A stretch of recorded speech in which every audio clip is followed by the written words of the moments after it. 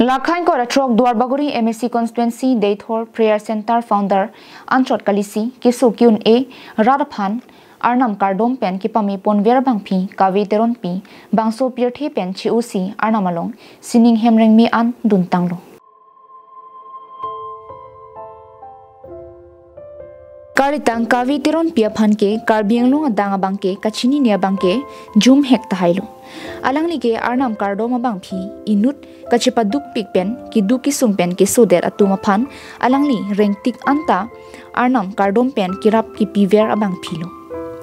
Sita apirthe ke bangke malomso phanchot poson si mahang theklute ki thita munira kheitin tumta ha apirthe kangdura khutben si Arnam ki thikdu. Karitang Kave Teronpi kedam tang surinira ke thomaningkan Deithor Baptist Church Mundulialong baptismal endunsi Christian adhoromalongsi members dudunlo. Baptisma endet penapi Jisu Kristo alangli okalong chipa oksi ningkaning ko rahini an hilinga kamta klemponsi pirthia ok kisu kyun e kiso langno sakuri bakuri chohang penchenglok pinang an raratumaphan raplo. Rara tumta hiloving pen anta kiso nang chilang wangrin tilo.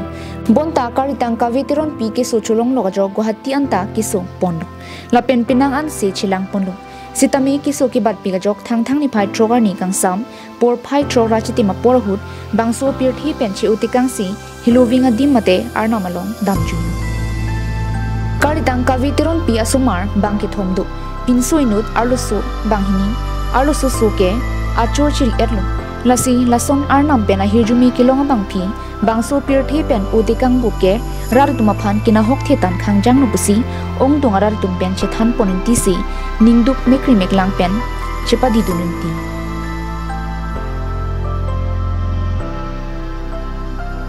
Koilamati pen samsoniti carbing long life.